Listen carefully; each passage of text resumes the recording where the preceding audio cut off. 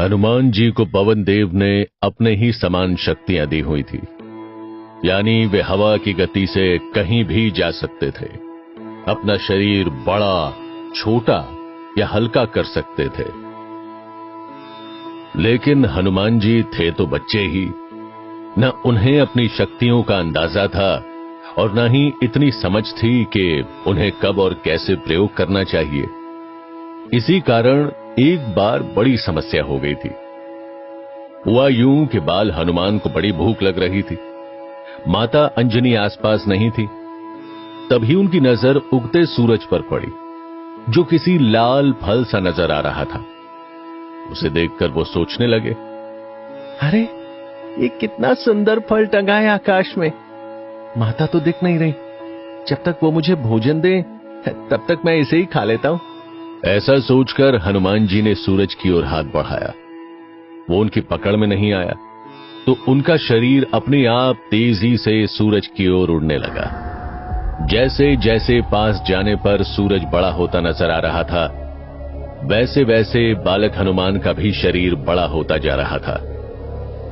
बाल हनुमान जल्दी ही सूरज तक पहुंच गए और उन्होंने सूरज को अपने मुंह में रख लिया। ऐसा होते ही पूरे संसार में अंधेरा हो गया।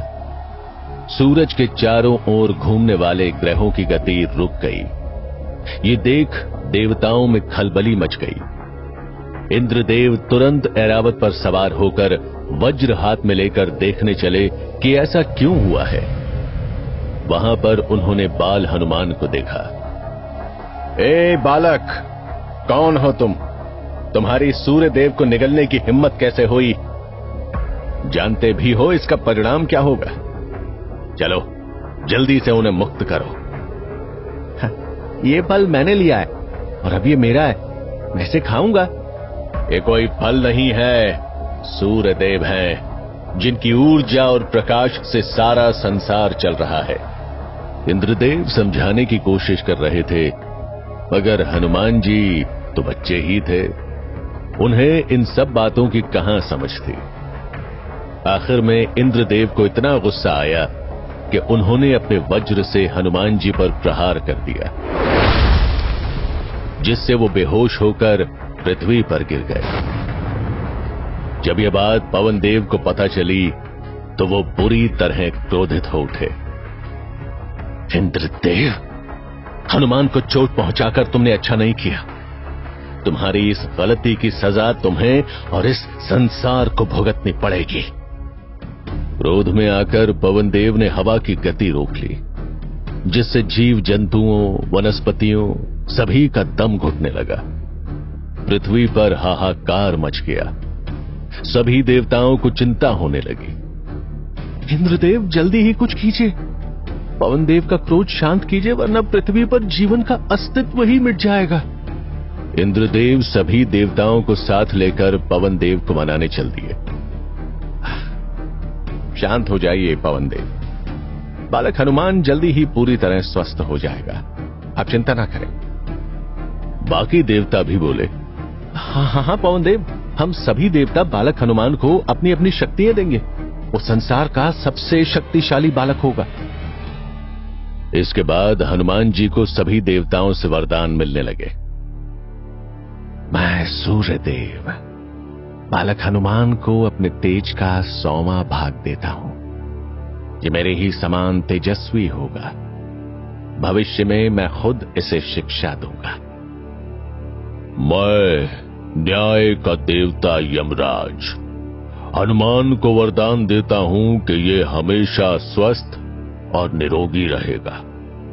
इसका कभी कोई वध नहीं कर पाएगा।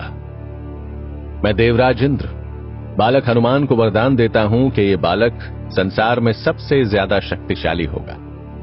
मेरे वज्र का भी इस पर कोई असर नहीं होगा। मैं जल देवता बाल हनुमान को वरदान देता हूं कि जल कभी हनुमान को डुबो नहीं पाएगा। मैं कुबेर बाल हनुमान को अपनी परम शक्तिशाली गदा देता हूं, जिसके बल पर इसे कोई भी युद्ध में हरा नहीं पाएगा।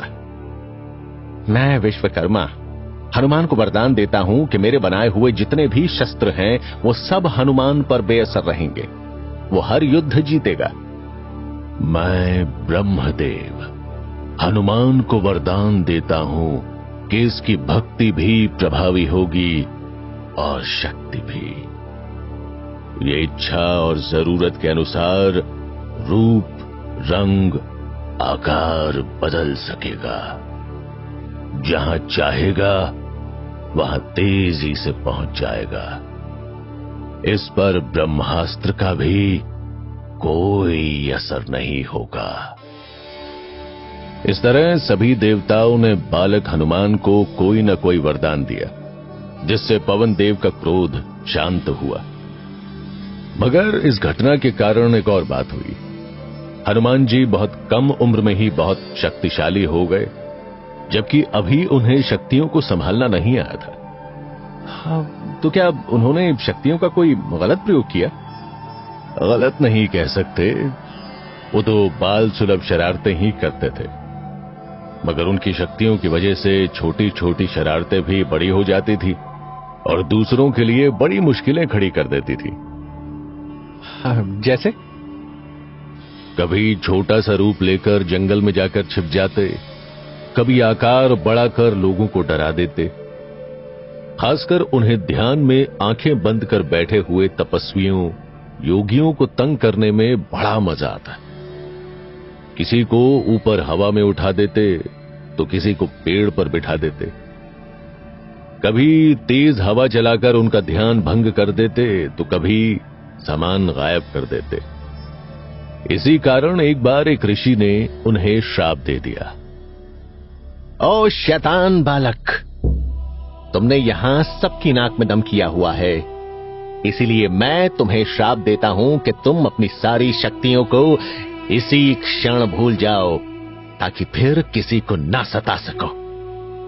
यह खबर जब केसरी राज और माता अंजनी को पता चली तो वो ऋषि के पास जाकर उनसे माफी मांगने लगे।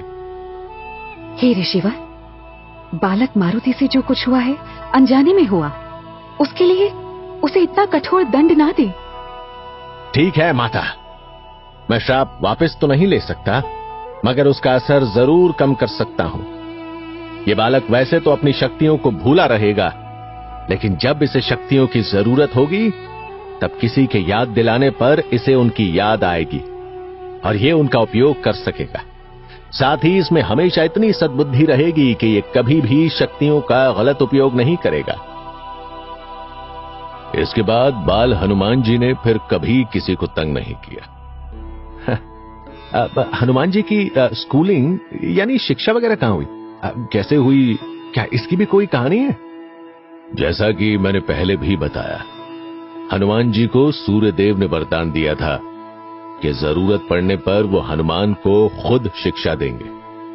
तो बस थोड़ा बड़ा होने पर हनुमान सूर्यदेव के पास पहुंच गए शिक्षा लेने, लेकिन उनको आता देख सूर्यदेव घबरा गए। जो बचपन में इतना शक्तिशाली था कि मुझे निगल लिया था, वो देवताओं की शक्तियां मिलने के बाद कितना शक्तिशाली हो गया होगा। ये बुद्धि से भी चतुर है, मैं इसे गुरु बनकर क्या सिखाऊंगा? ऐसा सोचकर सूर्यदेव हनुमान जी को शिक्षा न देने के लिए बहाने बनाने लगे। हे केसरी नंदन, मैं तुम्हें विद्या कैसे दे सकता हूं? मैं हमेशा तेज गति से चलता रहता हूं, एक पल के लिए भी नहीं ठहरता। आप इसकी चिंता ना करें गुरुदेव, मैं आपकी गति से आपके साथ साथ चलूंगा। मगर मेरे साथ चलकर भी तुम शिक्षा कैसे पाओगे? अगर तुम मेरे पीछे पीछे चलोगे तो मैं तुम्हें देख नहीं पाऊंगा, और अगर तुम मेरे आगे चलोगे तो तुम मुझे नहीं देख पाओगे, और साथ साथ चलकर भी शिक्षा संभव नहीं। गुरु और शिष्य को तो आमने सामने होना चाहिए, तभी ज्ञान का लेन देन हो सकता है। अगर यही कारण है तो कोई समस्या नहीं है गुरुदेव, मैं आपके सामने चलूंगा, मगर उल्टा, यानी मेरा मुंह आपके सामने ही होगा। इस तरह हम आमने सामने रहेंगे और आप मुझे शिक्षा दे सकेंगे। हनुमान जी की इस बात के आगे सूर्यदेव ने हार मान ली और उन्हें शास्त्रों और धर्म की शिक्षा दी। यानी इरादों के बड़े पक्के थे बजरंगबली। हाँ, जो इरादों में पक्का होता है वही अपनी मंजिल पाता है। ऐसा एक भी काम नहीं जिसे करने की बजरंग बली ने सोची हो और वो ना कर पाए हो। खैर, सूर्यदेव को अपना गुरु मानकर हनुमान जी ने पूरे मन से शिक्षा प्राप्त की, जिस कारण उनको न सिर्फ ज्ञान मिला बल्कि उन्होंने अनुशासन, आत्मनियंत्रण, संयम, ध्यान, विनम्रता जैसे गुण भी सीखे, जिसकी वजह से उन्हें कभी अपनी शक्तियों पर न अहंकार हुआ, न ही उन्होंने उनका कभी भी गलत फायदा उठाया। तब भी नहीं जब उन्हें बाली ने युद्ध के लिए ललकारा था। यह भी एक मजेदार कहानी है।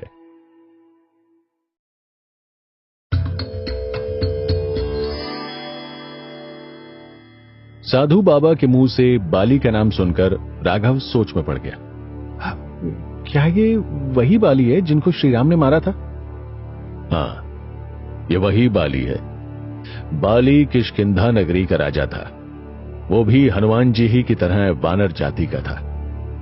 बाली बहुत शक्तिशाली था और उसको अपनी शक्ति का घमंड भी था।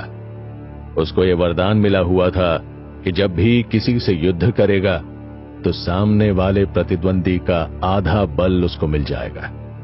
इसलिए बाली को हराना असंभव था। इसी बात का बाली को घमंड हो गया था। वो दुनिया भर में वीर योद्धाओं को ललकारता और उनको हराकर अपने अहंकार की संतुष्टि करता। वो रावण को भी हरा चुका था। एक बार उसने अपने सेवक से सुना, महाराज, वानर जाति में ऐसी बातें चल रही हैं कि केसरी नंदन हनुमान दुनिया का सबसे शक्तिशाली योद्धा है। उसके सामने कोई नहीं टिक सकता। कोई बात नहीं सेवक, वानरों का ये भ्रम दूर किए देते हैं। अगले ही दिन बाली जंगल वहां पहुंच गया जहां हनुमान जी ध्यान में बैठे हुए थे। बाली उनके सामने पहुंचा और कुश्ती के लिए ललकारने लगा। हनुमान जी ने उसकी ओर ध्यान नहीं दिया। ए वानर, हारने के डर से तपस्या का ढोंग कर रहा है? अगर असली योद्धा है तो उठ और युद्ध की चुनौती स्वीकार कर, वरना मान ले कि तू डरपोक है और मैं संसार का सर्वश्रेष्ठ योद्धा हूं। मैं मानता हूं कि आप संसार के सर्वश्रेष्ठ योद्धा हैं। आप यहां से जाइए और मुझे प्रभु श्री राम का ध्यान करने दीजिए। अच्छा किया जो मान लिया। तू मेरे सामने पल भर भी नहीं टिक सकता था, और तू क्या, मेरे सामने तो तेरे राम भी नहीं टिक सकते। उनको भी मैं पल भर में धूल चटा सकता हूं।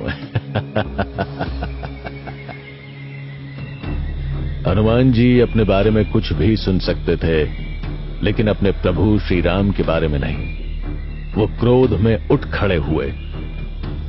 ओ अहंकारी वानर, जरा सी शक्ति क्या आ गई, तेरी बुद्धि ही भ्रष्ट हो गई।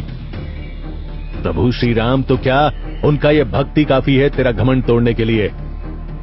कल सुबह आ जाना दंगल में, देख लेंगे कौन किसको धूल चटाएगा। हनुमान जी की चुनौती सुन बाली वहां से हंसते हंसते चला गया, क्योंकि वो जानता था कुश्ती में जैसे ही हनुमान जी उसके सामने आएंगे, उनका आधा बल बाली को मिल जाएगा, जिस वजह से वो जीत जाएगा। मगर ये बात हनुमान जी को नहीं पता थी। हनुमान जी के पास ब्रह्मा जी आए और कहने लगे, वीर हनुमान, तुमने बाली की चुनौती स्वीकार तो कर ली, मगर जानते हो ना, वो अपने प्रतिद्वंदी का आधा बल ले लेता है। ब्रह्मदेव, मैंने चुनौती अपने बल पर नहीं, अपने प्रभु श्री राम के बल पर स्वीकार की है। अब जैसी उनकी इच्छा होगी वैसा ही होगा। ठीक है, मगर तुम ऐसा करना, अपना सिर्फ 10% बल लेकर ही दंगल में जाना, बाकी छोड़ जाना। मगर ब्रह्मदेव, ये तो बहुत ही कम होगा, और उसमें से भी आधा बाली के पास चला जाएगा। विश्वास रखो हनुमान, तुम्हारे लिए उतना बल ही काफी होगा, और फिर तुम्हारे साथ श्री राम की भक्ति का भी बल है ना। जैसी आपकी आज्ञा ब्रह्मदेव। इतना कहकर ब्रह्मा जी वहां से चले गए और हनुमान जी सिर्फ 10% बल लेकर अगले दिन कुश्ती में पहुंच गए। उस समय वहां पर सारे वानर उस कुश्ती को देखने आए थे। सबको लग रहा था कि बाली के सामने हनुमान जी निश्चित ही हार जाएंगे। जैसे ही हनुमान जी बाली के सामने आए, हनुमान जी का उस 10% बल का आधा बल बाली में चला गया। बाली को अपने शरीर में बहुत ज्यादा शक्ति का संचार महसूस होने लगा, इतना कि उसकी नसें, उसकी धमनियां कांपने लगी, सांसें तेज चलने लगी। उसको लगा जैसे इस अतिरिक्त शक्ति से उसका शरीर फट जाएगा। वो बुरी तरह छटपटाने लगा। तभी बाली को ब्रह्मा जी की आवाज सुनाई दी, बाली, आज हनुमान यहां पर अपना बस 10% बल लेकर आए थे। तुमने उसमें से आधा बल खींच लिया और तुम उसे भी नहीं संभाल पा रहे हो। जरा सोचो, अगर कभी हनुमान अपने पूरे बल के साथ तुम्हारे सामने आ गए तो क्या होगा? 50% कैसे संभालोगे?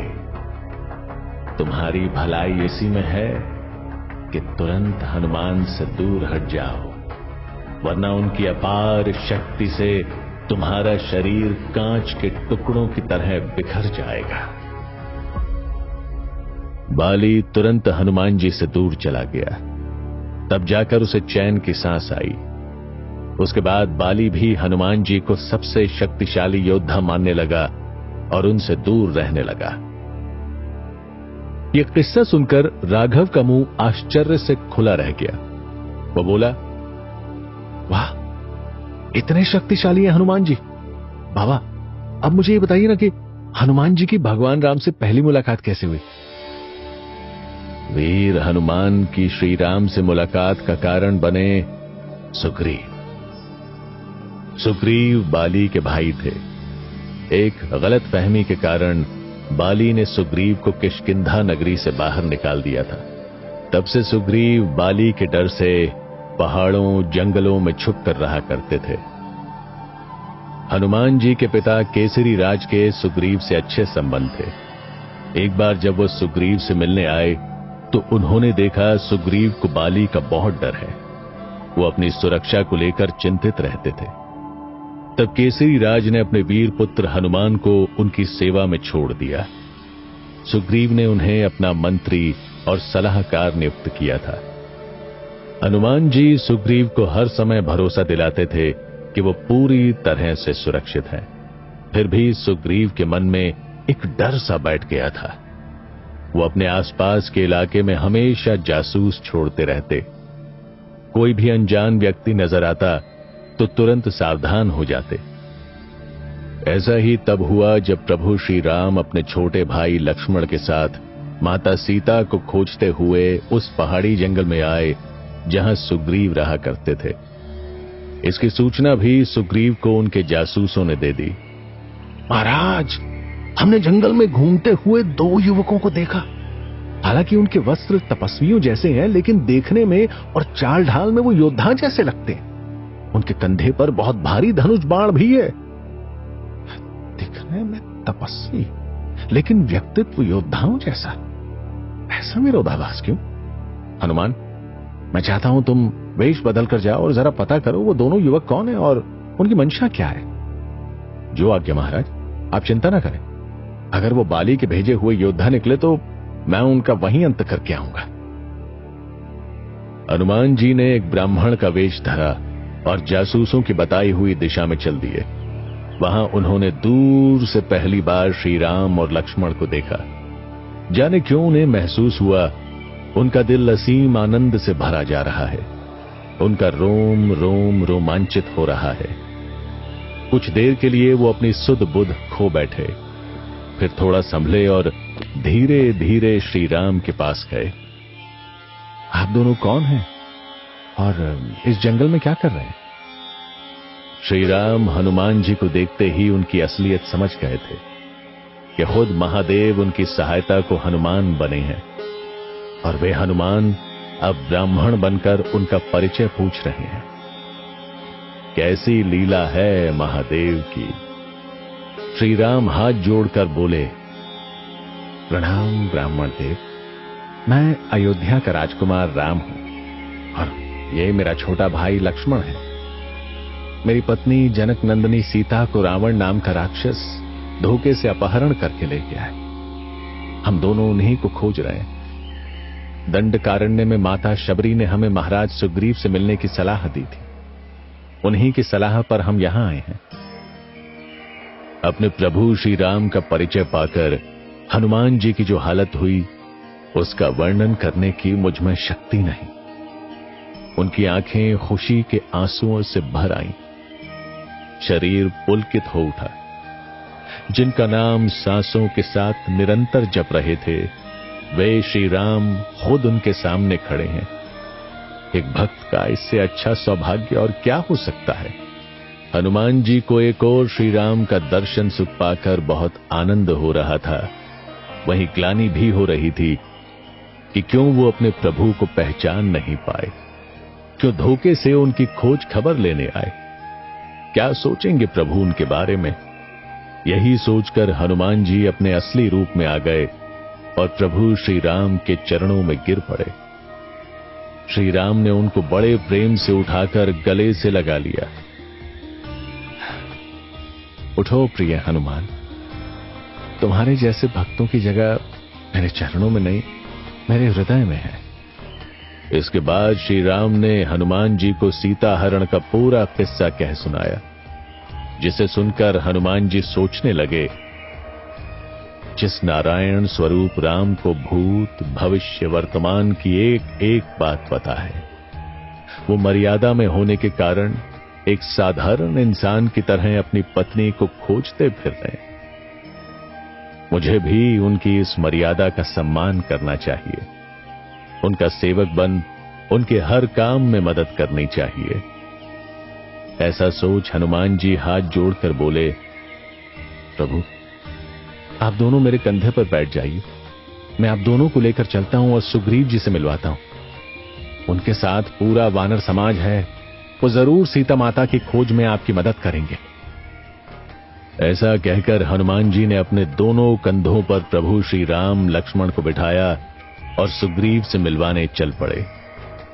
ये श्री राम और उनके परम भक्त हनुमान की पहली मुलाकात थी और इस पल के बाद हनुमान जी ने अपने प्रभु श्री राम को एक पल के लिए भी अकेला नहीं छोड़ा। हर वक्त उनकी सेवा में तैनात खड़े रहे और आज भी खड़े हैं।